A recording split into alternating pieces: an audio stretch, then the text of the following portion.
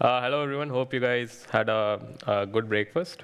Yeah, let's get started. A little bit about myself. I'm Bharathwaj and I've been with Amazon for about 3 years. Primarily work on OpenSearch, now focusing on the indexing performance area. Yeah, so a little bit about the problem statement. So if you've ever been in a situation where your dashboards are looking red and you are looking into one of the customer bugs and you are hovering over the dashboards and you are trying to figure out which component is having the issue.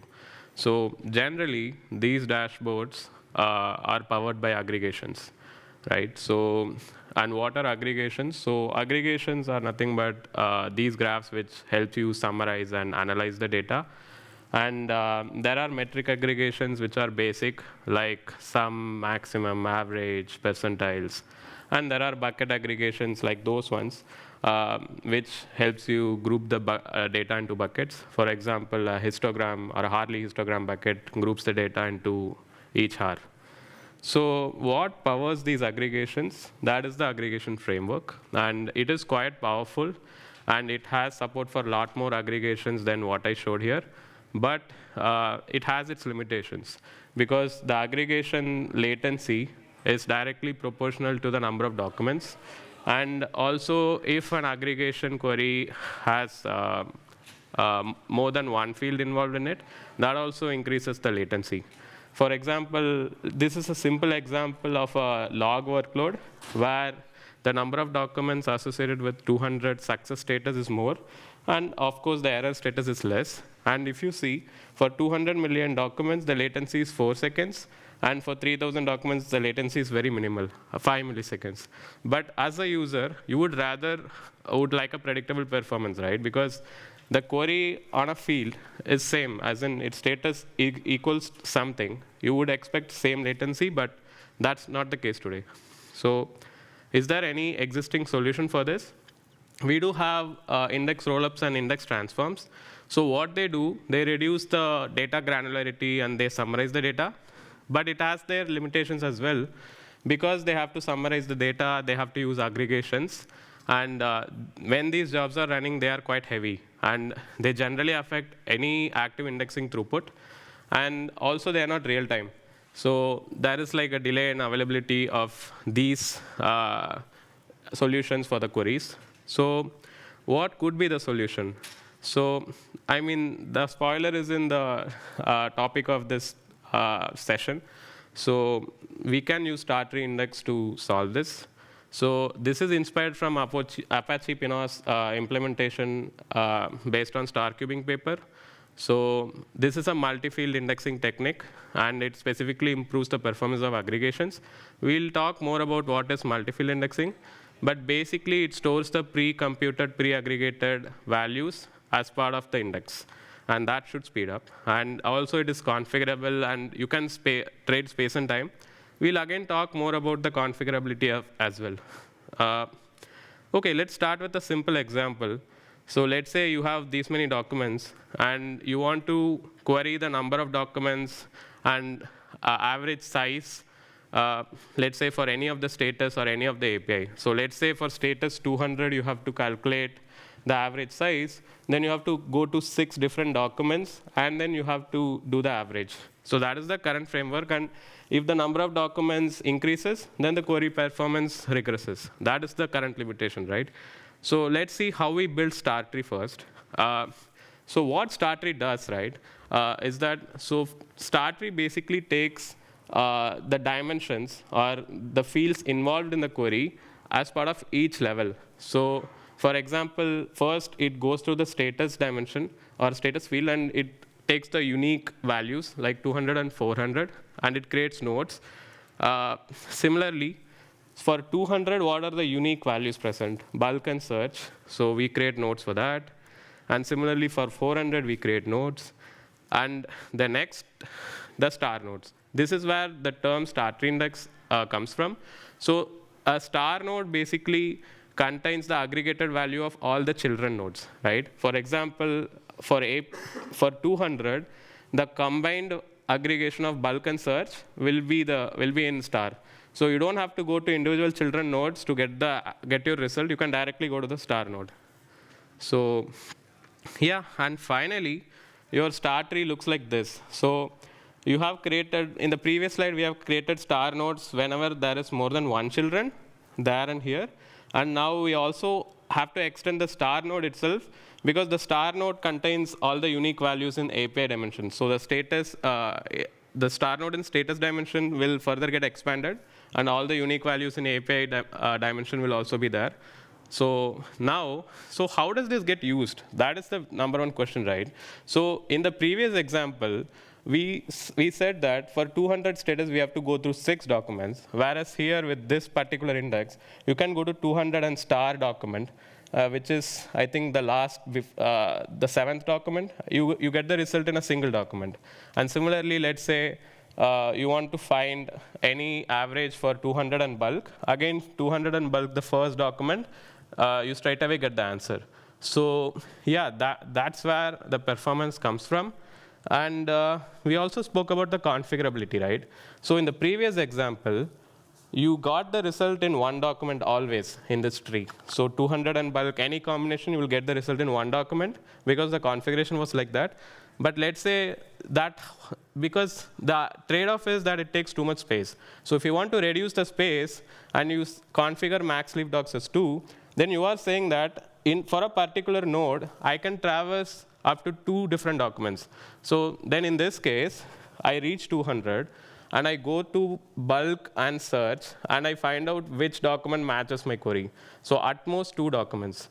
So you are trading time for space, right? So that's the configurability which comes into the picture. And yeah, so what about the performance? So for the optimal cardinality, there is very little increase in the storage size, less than 0.5%. And you can see the 200 status query came down from 4.2 seconds to 2.8 milliseconds. And similarly for 400 aggregations, and even for Harley histogram, you are seeing up to 10x improvement. So yeah, that's where the power of star tree comes from.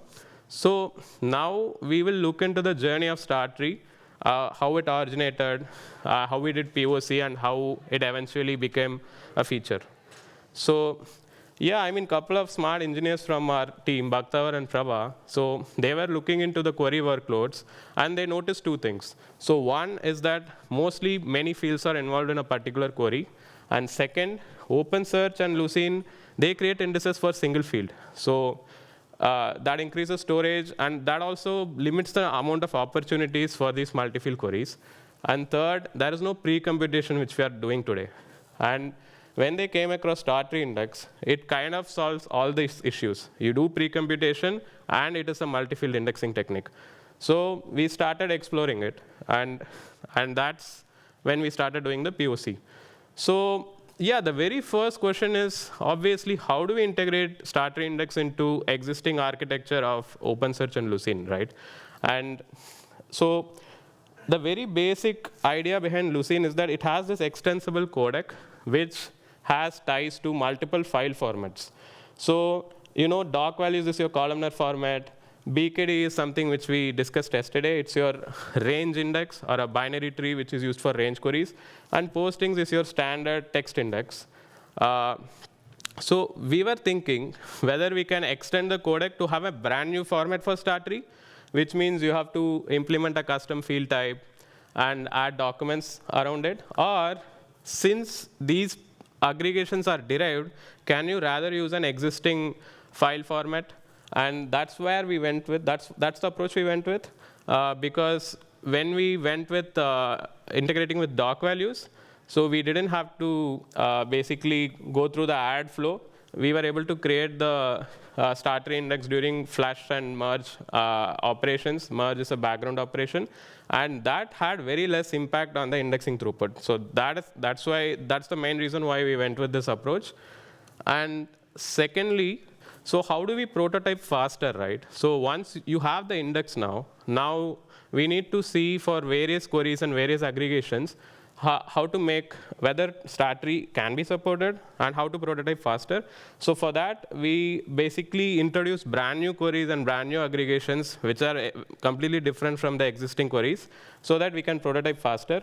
And of course, we had to extend doc values of Lucene, and we had initial support for integer and keyword fields.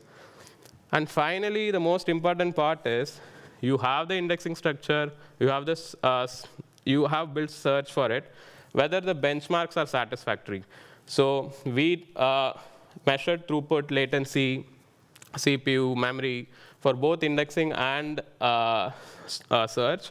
And what we realized was search performance, it's quite good. It's always faster. And for indexing, we do see noticeable performance degradation, but only at the high cardinalities of the dimensions. Otherwise, it looks good. Similarly, storage also scales based on the cardinality of the dimensions. So for optimal cardinality, it scales well. So with this satisfactory result, we created an RFC in OpenSearch and opened it up for discussions with the community. And so we need to be in agreement with the community in order to move forward. And the very first question was, what's the need for stat tree index since you already have something like points index? So points index is again multidimensional. Each dimension, let's say, points to a different field. You can technically solve it using BKD, right? But when we deep dived into it, you don't have an equivalent of star node in BKD. So there was the pruning was not there at all. And secondly, since you have to make BKD multidimensional for different fields, that ended up creating a lot of nodes, and it resulted in high storage and less latency. So that we ruled that out. And second is, yesterday Sandesh and Ankit had a talk about a lot of optimizations in recent times on the aggregations and query. So even after that, do we still need stat tree index? So for that, they did have limitations because those optimizations were only applicable for certain scenarios, and stat tree index can help overcome that. So it can help in complex queries as well as sub-aggregations. So that helped, that point helped set the stage. And another point was, do we support deletes? Because the entire POC was append only. We didn't support deletes. So we discussed a couple of approaches for deletes. One approach obviously was to fall back to a traditional search at segment level if there are deletes in the segments, right?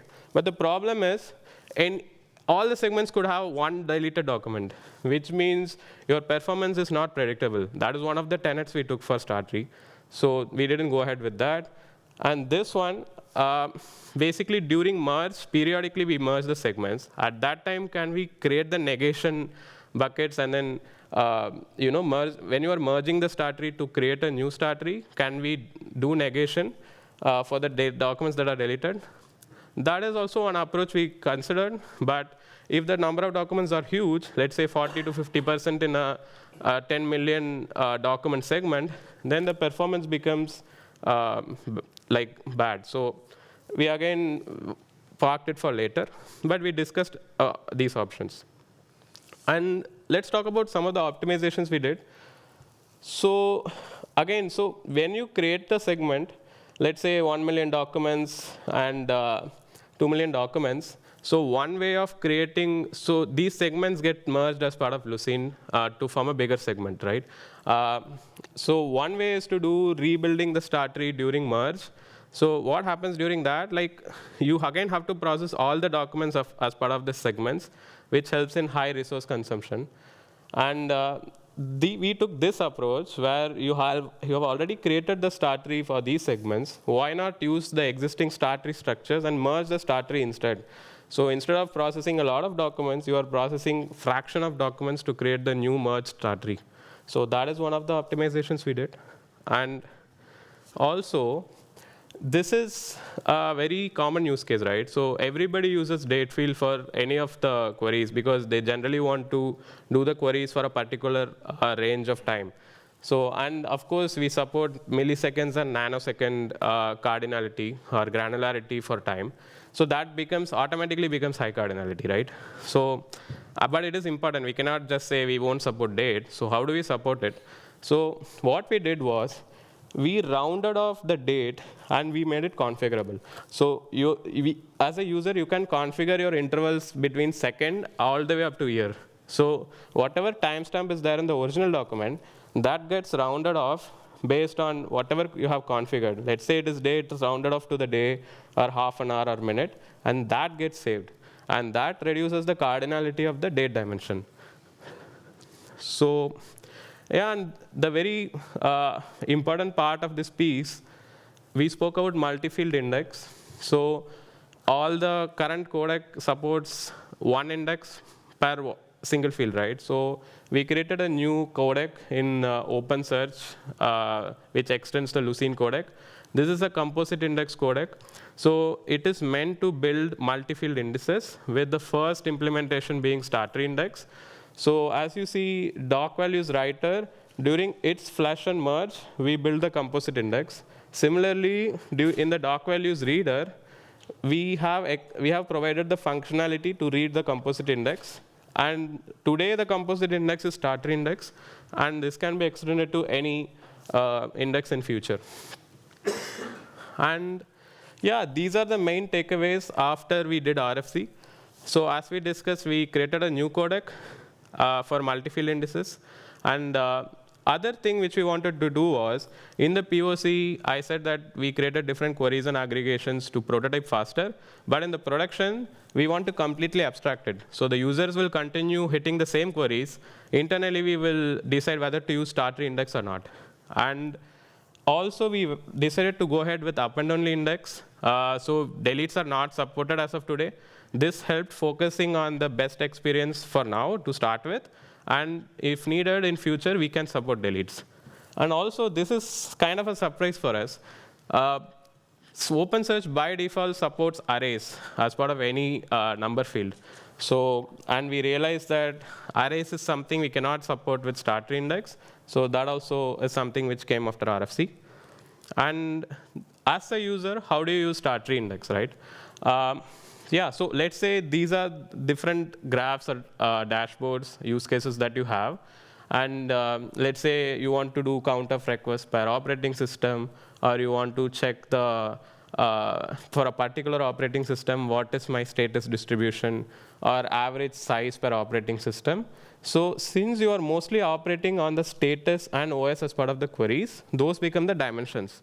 And you are looking for average size or count or sum, and those become the metrics. So dimensions and metrics, and that's it. So you give this as part of the create index flow, and then that's it. So queries are automatically taken care of, and you don't have to change your bulk or doc addition structure. So only change required is in the index creation step. And these are the supported metrics. The basic minimal ones like sum, average, those are supported. And we also experimented with percentiles and cardinality. But what we realized was, for 1 million documents, the amount of storage required to store percentiles and cardinality was like way higher, like 1000x higher than something like sum. So we basically documented these findings and parked it for now. And yeah, there are more configuration available which you can refer in the documentation. And finally, the indexing performance. So as I discussed, it scales based on the cardinality. So if the cardinality is low, then you see very little difference. And if the cardinality is high, you see good amount of difference. So the worst case is high number of metrics and high dimension cardinality, where you see a significant degradation. So you should avoid using starter index for that. Yeah, that's it from my end. I'll hand it off to Sandesh for such use case. Hello, good morning, everyone. Before we begin with the search side of things, let me quickly introduce myself. I'm Sandesh. I have been working in OpenSearch for the last 5 years. Presently, I am focusing mostly on search performance and search resilience. So thanks, Bharat, for setting up the stage for the POC, the indexing structure. I'll mostly cover things on how we implemented search using Startree. So before we understand how a query executes, using start tree. I'll quickly talk about how it executes in the default flow so that I can establish the difference and analogy. So let's say you have a query where you want to filter documents based on status, code, and operating system, and you're interested in average of the field size. So in in the default query execution, so the query part of the entire request uses fast Lucene structures like BKD index, inverted index, which makes the query part of the search very fast, while the aggregations still use columnar structures, the doc values format, which makes it very slow because they have to traverse to each of the matching documents. So how this changes in start tree, so what actually changes is now instead of using those BKDs or inverted index format, you basically traverse the list. Now, this is the same query which is being executed. You are still searching for status code 200 and operating system Android. But instead of iterating through a number of matching documents, here we see there's only one resultant document. And that's how we lose the dependency from the number of documents, but we establish dependency on the cardinality of the fields. So since the tree is splitted across different values of each dimensions, so that's how you can see the relationship. This is one more example where you are not interested in status code, you are just interested in filtering based on operating system here. So that's where the star node comes into the picture, so that we don't have to traverse through each of the status code like 200, 400, 404. We can directly skip all those nodes and directly go to the star node and move further down in the tree to to come to our desired field, which is operating system. Again, we are back with only single star tree document, which is the doc ID 7 here.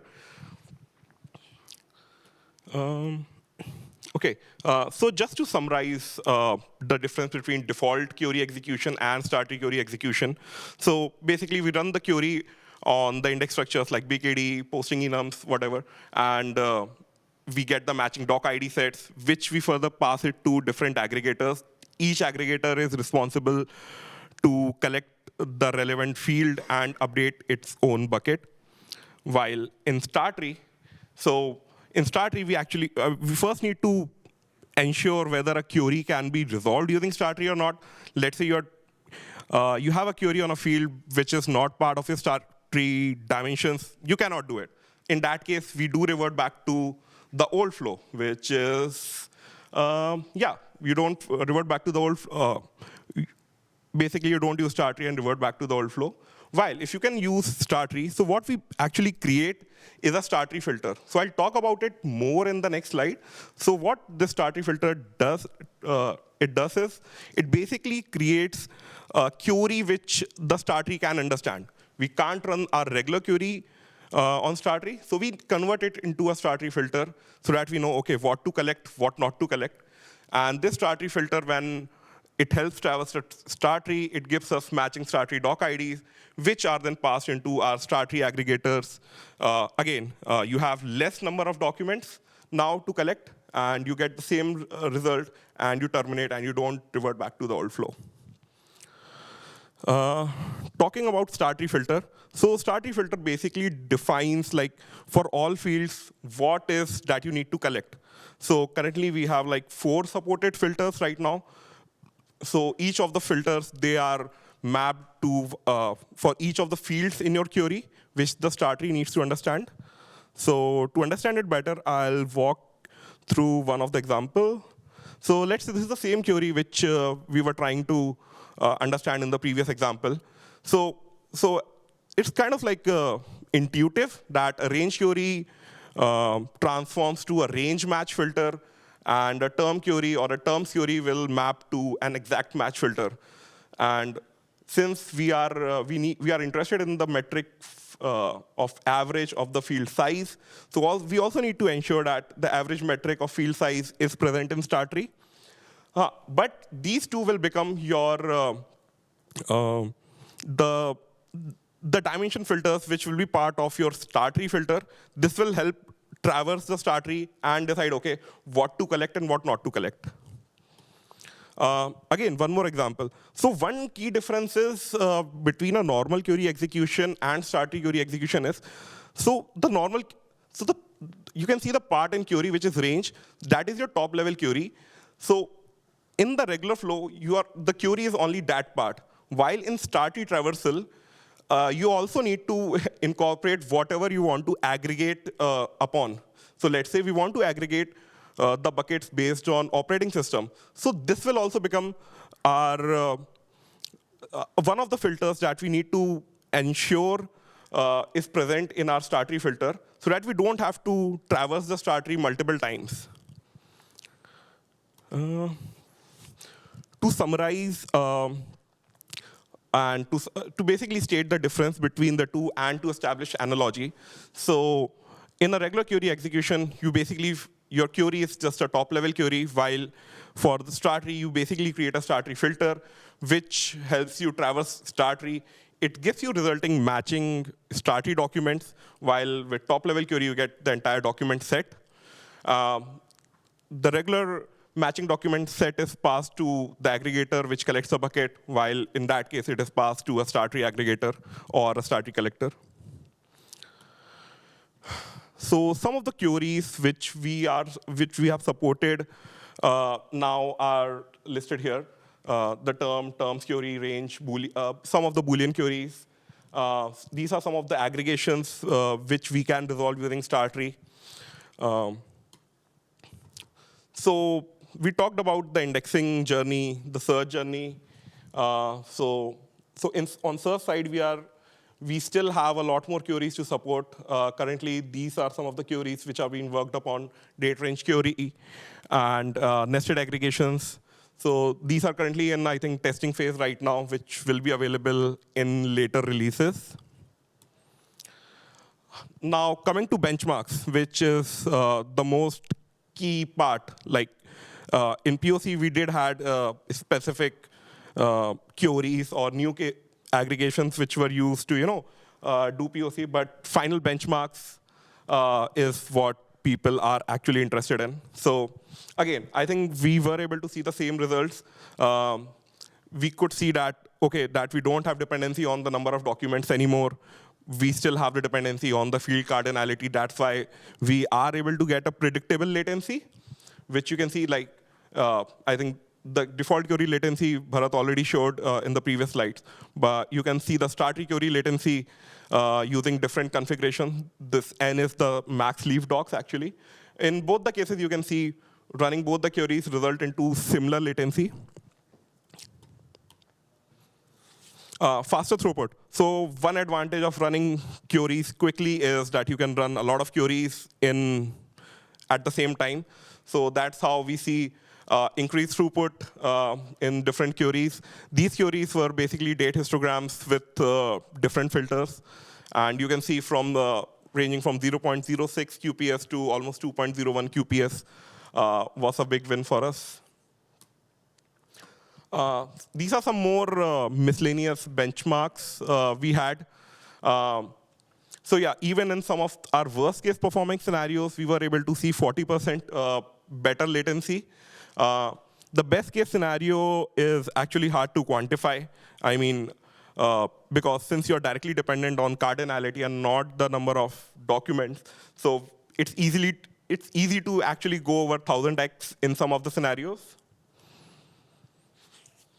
So what we talked about, start tree for indexing, file formats, search, this is just the beginning, and I think we are still investing more efforts into improve the search indexing performance. This is what the future roadmap, what we have right now for start tree looks like. So we are planning to support multi-start tree so that you can have different start trees to support different configurations so that your one tree does not get overloaded with all the dimensions and all the metrics.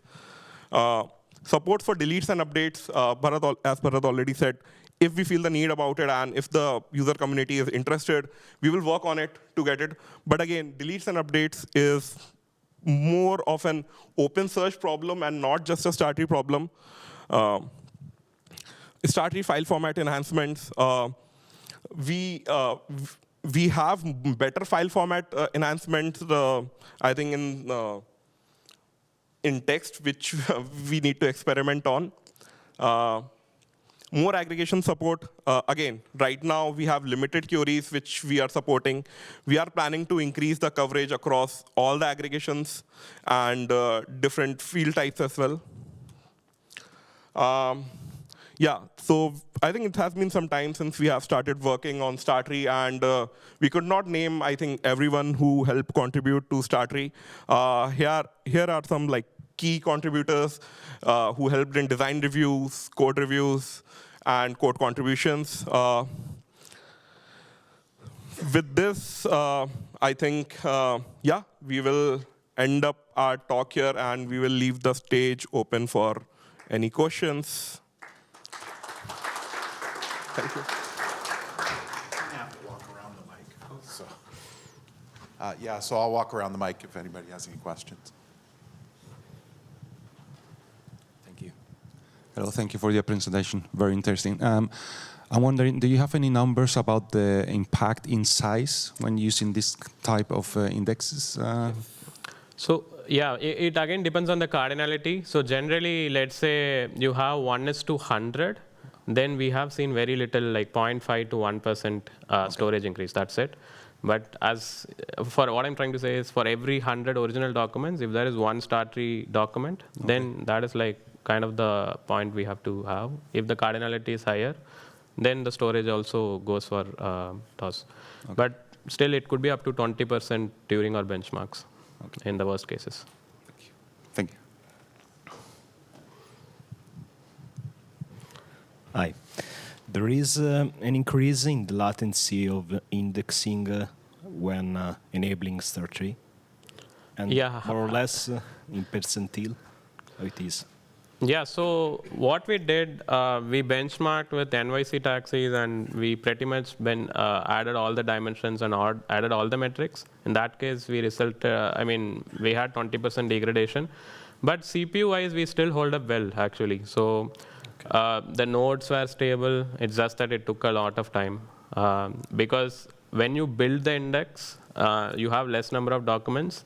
And generally, when you merge is when the documents shoot up during the building. And merge is a background operation. So we do have control over the speed of the merge, which helps here. Okay. The second question. In the future, will arrive event terms or cardinality aggregation? And if it is the answer yes, it will be possible to achieve more precision, because in terms aggregation you don't have precision because you need to go deep inside the segment. With Startree, maybe it will be possible to achieve more precision in the answer. Yes, it is actually possible to achieve more precision. We haven't, I think, reached those limitations yet. But I think our next step with search benchmarks will be to actually reach those thresholds. Okay, thanks. All right, well, we are at time, so thank you so much, and thanks, everybody.